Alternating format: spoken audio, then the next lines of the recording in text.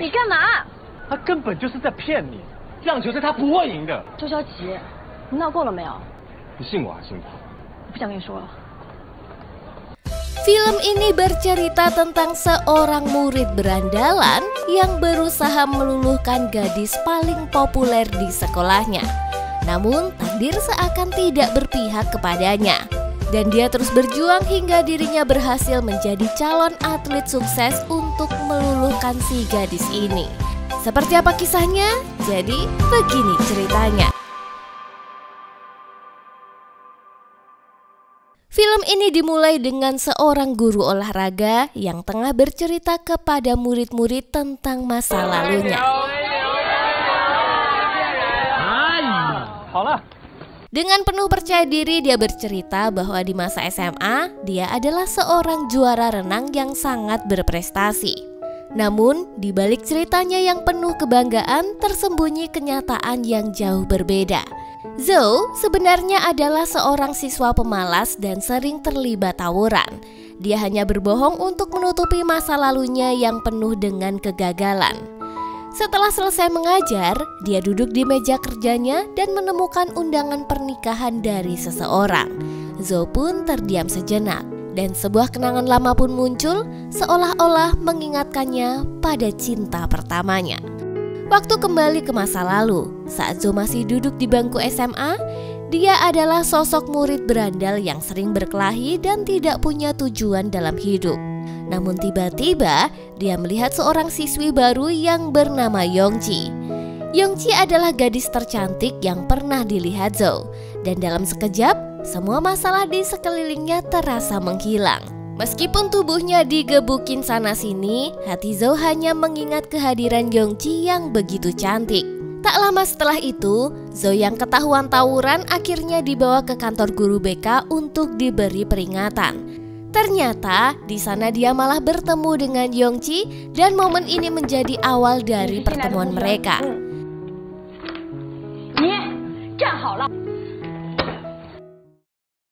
Keesokan harinya, Yongji yang cantik langsung menjadi pusat perhatian banyak orang.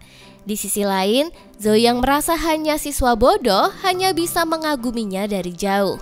Namun, kecantikan Yongji di sekolah itu membuat teman-teman sekelasnya merasa cemburu dan mulai membulinya. Mereka pun menempelkan kertas ejekan di punggungnya. Melihat itu, Zhou yang tidak bisa tinggal diam langsung membantunya. Yongji tiba-tiba didekati oleh Hu. Dia adalah seorang siswa berprestasi yang dikenal sebagai juara renang dan ketua tim renang sekolah. Dengan piala di tangannya, Hu mencoba mendekati Yongji. Namun alih-alih terkesan, Yongji justru tidak suka dengan sikap arogannya. Tanpa diduga, Yongji malah mengajak Zhou pergi dan malah mengajak untuk bolos sekolah. Zhou terkejut dengan Yongji yang selalu tampak serius dan rajin, tapi kali ini dia malah ingin bolos sekolah. Zhou yang sudah lama menyukai Yongji tidak bisa menolak dan akhirnya mereka pun kabur sebelum waktu pulang sekolah. Setelah bolos sekolah, Yongji mengajak Zhou makan bersama. Di saat makan itu, Zhou yang ingin terlihat keren di depan Yongji mulai cerita tentang pengalamannya sebagai seorang bad boy. Dia bilang dia sering bergonta-ganti pacar.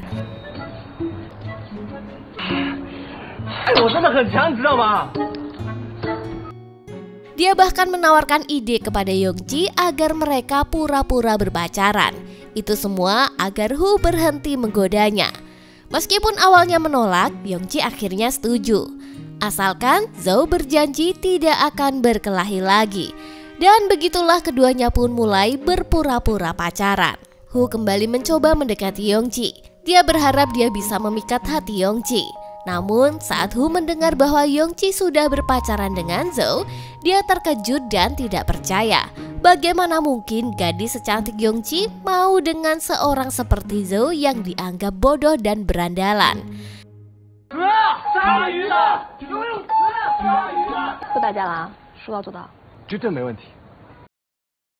Hari berikutnya, Hu mulai mencari masalah dengan Zhou.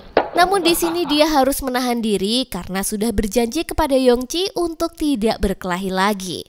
Meskipun dia dihina dan diperlakukan buruk, dia memilih untuk tidak melawannya. 好，练游泳啊。 Seiring berjalannya waktu, hubungan mereka justru semakin dekat. Setiap hari mereka menghabiskan waktu bersama dan Zhou merasa semakin yakin bahwa perasaan mereka bukan sekedar pura-pura. Pada suatu hari mereka pergi ke pantai bersama. Di sana, Yongji yang merasa nyaman dengan Zhou berharap agar mereka bisa terus bersama seperti ini. Zhou pun merasakan hal yang sama. Dia berharap bisa lebih banyak menghabiskan waktu dengan gadis yang telah menjadi cinta pertamanya. Di saat itu, Yongji pun memeluknya dan Zhou merasa perasaan itu lebih dari sekedar pura-pura. Mungkin saja Yongji memang benar-benar memiliki perasaan yang sama. Namun keesokan harinya, Yongji tidak masuk sekolah. Zhou yang khawatir memutuskan untuk mengunjungi rumahnya. Sesampainya di sana, dia terkejut melihat rumah Yongji hancur berantakan. Di sini Yongji terlihat ketakutan dan menangis. Ternyata ayah Yongji adalah seorang pemabuk dan baru saja menghancurkan rumah mereka. Setiap kali Yongji dan ibunya berusaha kabur, ayahnya selalu mengejarnya.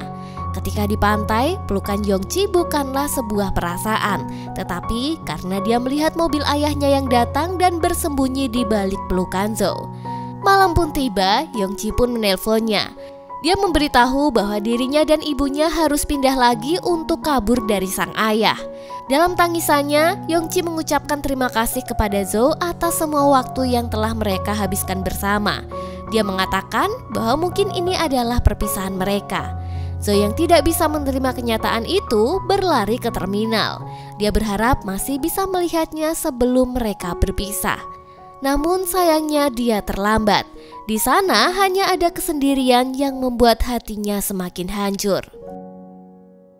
Bertahun-tahun berlalu setelah kepergian Yongji, Zhou terjebak dalam rutinitas orang tersibuk di muka bumi. Semangat hidupnya hilang dan dia hanya menghabiskan waktu dengan bermain game. Berbulan-bulan Zhou merasa dirinya tidak lebih dari pejabat yang gabut.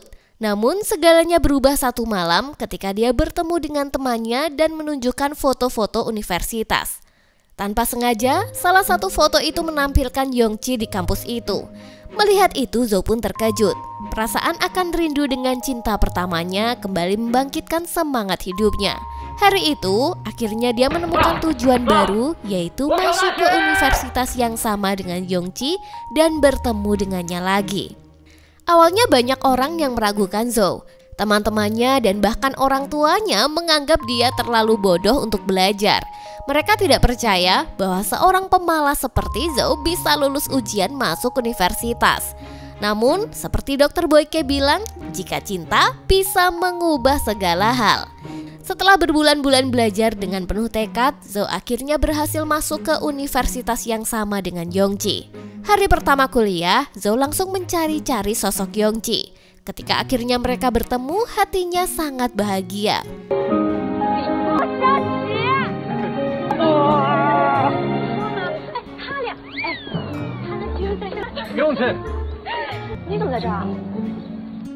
Mereka pun mulai menghabiskan waktu bersama. Dan Zhou memutuskan untuk mengikuti ekstrakurikuler yang sama dengan Yongji agar bisa lebih dekat lagi dengan gadis pujaannya.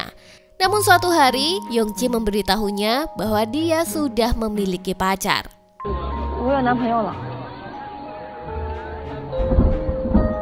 Mendengar itu, Zhou merasa dunianya seperti runtuh. Meski dia berusaha tampak tenang, hatinya sangat terluka.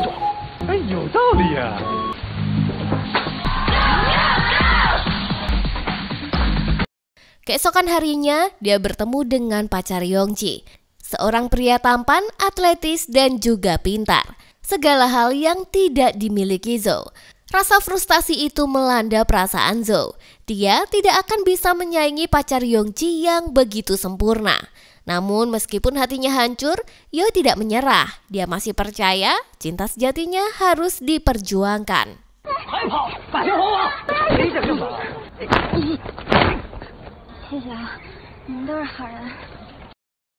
Di kosan, teman-teman Zhou melihat kondisinya yang semakin terpuruk. Mereka lalu menyarankan Zhou untuk move on dari Yongji dan mencoba membuka hati untuk wanita lain.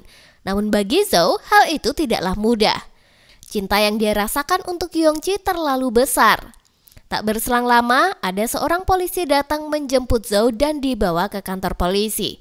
Di kantor polisi ternyata juga ada Yongji. Polisi mengira mereka adalah komplotan pencuri karena di CCTV mereka terlihat mencurigakan dan bertepatan ada orang yang melapor kehilangan. Karena tidak ada bukti untuk membela diri, mereka berdua pun terpaksa menghabiskan satu malam di dalam sel. Di dalam sel, Zhou bertanya kepada Yongji, bagaimana dia akhirnya bisa pacaran dengan pacarnya yang sekarang. Yongji menjelaskan bahwa pacarnya adalah seseorang yang mampu memberikan kenyamanan kepadanya. Dan itu sesuatu yang sulit ditemukan pada orang lain. Tapi dia juga mengungkapkan bahwa Zhou adalah teman lelaki yang sangat baik. Tapi hubungan mereka hanya sebatas teman. Malam itu Zhou merenungi nasibnya. Dia merasa bahwa mungkin yang terbaik untuk kebahagiaan Yongji adalah dia hanya menjadi sahabatnya, bukan sebagai pacar. Dan sejak itulah, Zhou pun mulai menghapus impiannya untuk memiliki Yongji dan akan berjuang untuk menjaga Yongji walau hanya sebagai teman. Beberapa hari kemudian saat hari ulang tahun Yongji tiba, Zhou ingin memberikan kejutan. Namun karena hari itu Yongji sedang sakit, Zhou memutuskan untuk menyalakan kembang api di atas atap.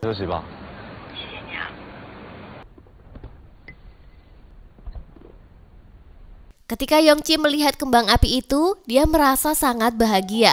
Meskipun di sini dia tidak tahu kalau itu adalah kejutan dari Zhou, bagi Zhou cinta itu sederhana, yaitu bisa membuat Yongji tersenyum. Beberapa hari berlalu. Hari itu Zhou melihat pacar Yongji sedang berbicara dengan seorang wanita lain. Dan ternyata wanita itu adalah selingkuhannya.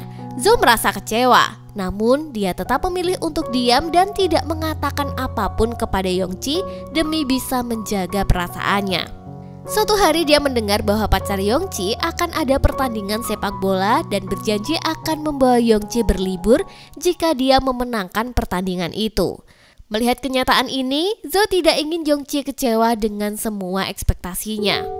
Pertandingan sepak bola pun dimulai, namun pacar Yongji terlihat tidak bersemangat seakan-akan dia sengaja ingin kalah. Zhou akhirnya menyadari bahwa pacar Yongji memang sengaja membiarkan timnya kalah demi menghindari janji liburan bersama Yongji. Zhou yang tidak bisa diam melihat hal itu langsung menarik Yongji keluar dari lapangan dan mengungkapkan kebenaran ini. Namun Yongji justru marah dan tidak percaya, lalu menyuruh Zhou untuk pergi saja. 你闹够了没有？你信我还信他？我不想跟你说了。 Tapi lagi-lagi kekuatan cinta akan mengalahkan apa saja. Zhou yang sangat ingin melihatnya bahagia memutuskan untuk ikut bertanding. Dengan bakat olahraganya, Zhou masuk ke pertandingan dan mencetak gol hingga membawa kemenangan tim. Dengan begitu, pacar Yongji akan menepati janjinya. Zhou pun sangat puas dengan hasil ini, namun kemenangan sejati yang selalu dia harapkan tidak akan pernah tercapai, yaitu memenangkan hati Yongji. Dia pun tidak bisa mengendalikan diri dan langsung menghajar pacar Yongji, dan itu membuat dia merusak hubungan mereka selamanya. 从那天之后，我们都没有再说过一句话，再次消失在了我的。 5 tahun berlalu, kini kehidupan Zhou berubah total. Dia menjadi atlet renang nasional yang sukses dan kini memiliki pacar yang sangat cantik. Hingga suatu hari, takdir tidak bisa memisahkan mereka. Zhou yang sedang berjalan di tengah kota, tiba-tiba bertemu Yongji lagi. Setelah bertahun-tahun tidak bertemu, Zhou menyapanya dan Yongji mengajaknya untuk ngopi sebentar. Mereka mengobrol tentang kehidupannya masing-masing. Yongji menceritakan bahwa kini dia mencoba menjadi model meskipun masih sebagai pemula. Ketika Zhou menerima pesan dari pacarnya, Yongji pun menyadari bahwa Zhou sekarang sudah memiliki kekasih. Percakapan pun berlanjut dan ketika ditanya, Yongji mengungkapkan bahwa dia sudah lama tidak berpacaran, mengingat betapa buruknya pengalaman cintanya sebelumnya dan semua yang dikatakan Zhou pada waktu itu ternyata memanglah benar. Dia juga memberitahukan bahwa akan pindah keluar kota untuk suatu pekerjaan. Zhou pun menawarkan diri untuk mengantarkan Yongji. Perjalanan pun dimulai, namun ketika Yongji mendapati kabar bahwa pekerjaannya dibatalkan, suasana hatinya pun langsung berubah. Dia sangat kecewa karena terus-menerus gagal sebagai seorang model. Zo pun mengajak Yongji ke tempat yang indah untuk meredakan suasana hatinya. Setelah menikmati keindahan tempat itu, mereka lalu duduk berdua mengenang masa SMA. Saat itu, mereka menghabiskan waktu bersama, seakan perasaan lama itu kembali muncul dan mereka pun saling menatap.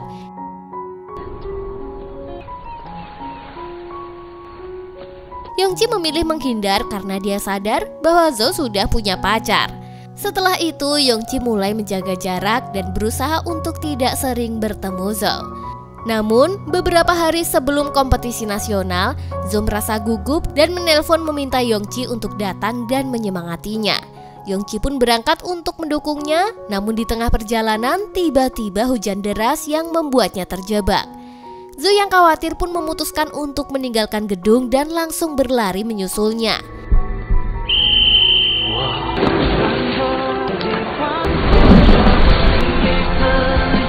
Ketika mereka bertemu di tengah hujan, Zo langsung memeluk Yongji dan mengungkapkan perasaannya. Dia mengatakan bahwa Yongji adalah cinta pertamanya. Dan hingga saat ini, dia belum bisa melupakan perasaan itu. Zo tidak ingin kehilangan kesempatannya lagi karena takdir selalu mencoba memisahkan mereka. Benar saja, tiba-tiba sebuah besi bangunan jatuh dan akan menimpa Yongji. Dan tanpa berpikir panjang, Zo dengan tubuhnya langsung melindungi. Besi itu pun mengenai tubuh Zo dan menyebabkan dia terluka parah dan harus dilarikan ke rumah sakit. Setelah kejadian itu, Zo juga gagal mengikuti kompetisi nasional. Di rumah sakit, Yongji yang terkejut melihat pengorbanan Zo, dia mulai menyadari bahwa Zo adalah pria terbaik dalam hidupnya. Dia akhirnya menyesal dan memutuskan untuk bersama Zo. Mereka pun mulai berpacaran dan meskipun Zo harus mengubur mimpinya sebagai atlet renang, namun dia merasa bahagia bisa bersama dengan orang yang sudah lama dia cintai. Waktu berlalu, mereka terus bersama, namun masa bahagia itu ternyata tidak bertahan lama. Dokter memberitahu Zo bahwa dia tidak bisa berenang lagi seperti dulu. Dan sudah bisa dipastikan dia akan kehilangan mimpinya sebagai seorang atlet. Hal itu pun membuat Zo frustasi dan kini dia merasa seperti kehilangan arah. Suatu malam, Zo yang mabuk karena terlalu banyak minum, dia menghina teman-temannya dan juga dirinya yang begitu rendah. Zo merasa gagal sebagai seorang pria, hingga tidak bisa mewujudkan cita-citanya. Yongji yang melihatnya segera mengajaknya untuk pulang. Di perjalanan mereka pun berbicara berdua. Zo mengungkapkan betapa dia merasa tidak sukses dan merasa seperti pengangguran yang tidak berguna. Dan itu semua jauh dari kisah teman-temannya yang telah berhasil. Yongji juga meminta maaf karena jika bukan karena Zo melindunginya dulu, dia mungkin tidak terluka dan Zo bisa menjadi atlet yang hebat. Di sini Yongji pun berjanji akan selalu menemaninya dan mengajak Zo menikah. Namun Zo menolaknya.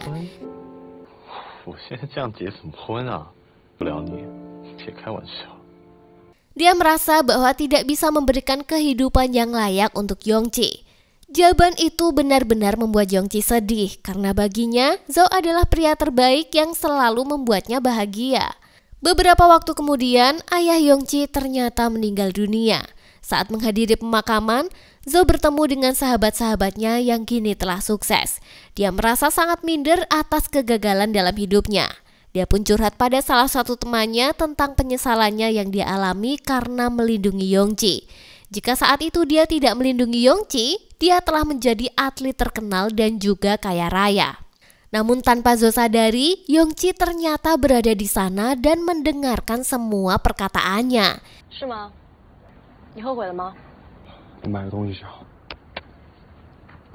Yongji sangat kecewa dengan apa yang didengarnya. Dia pun akhirnya marah. Dia merasa Zo sama seperti ayahnya yang selalu menyalahkan keadaan. Zo pun terdiam dan meminta maaf pada Yongji. Dia meminta maaf karena kata-katanya yang telah melukai perasaan Yongji.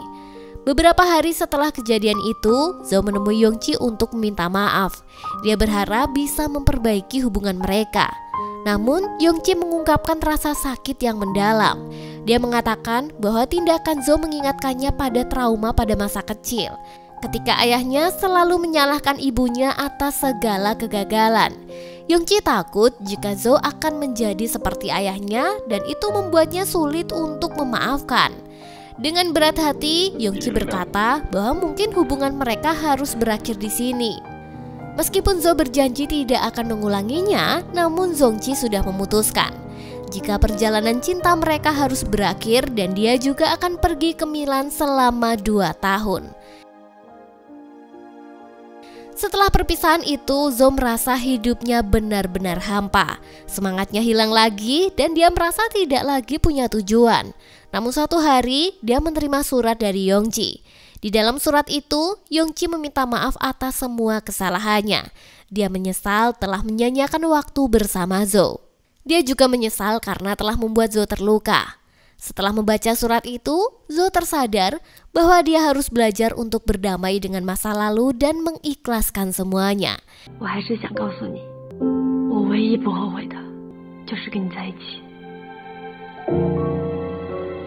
Dia akhirnya memutuskan untuk melanjutkan hidupnya dan mulai menata langkah baru. Hingga akhirnya dia pun melamar pekerjaan sebagai guru dan berusaha bangkit dari keterpurukannya. Beberapa tahun setelah berpisah dari Yongji, hidup Zo ternyata mulai membaik. Dia berhasil move on dan melupakan masa lalu. Hingga suatu hari, dia menemukan undangan pernikahan atas nama Yongji di meja kerjanya. Tiba-tiba, perasaan lama itu pun kembali muncul. Meskipun awalnya berusaha untuk tidak peduli, Zo tidak bisa menipu perasaannya dan akhirnya dia mengajak teman-teman untuk memancing ke danau.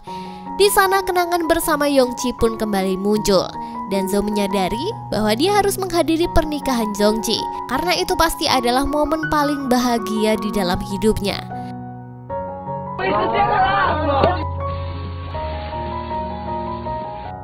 Di hari pernikahan, Zo merasa hatinya seperti naik kora-kora.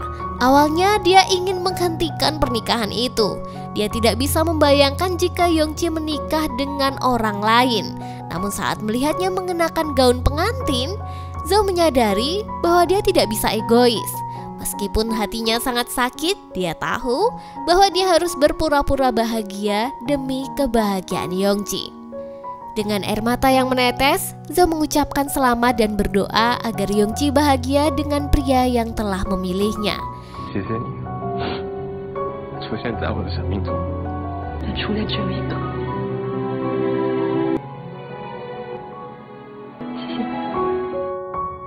Setelah itu, Zo pun meninggalkan pernikahan itu dengan hati yang ikhlas, mengenang segala kenangan indah bersama Yongji. Ya, karena kadang-kadang melepaskan adalah cara terbaik untuk mencintai seseorang. Dan film pun tamat.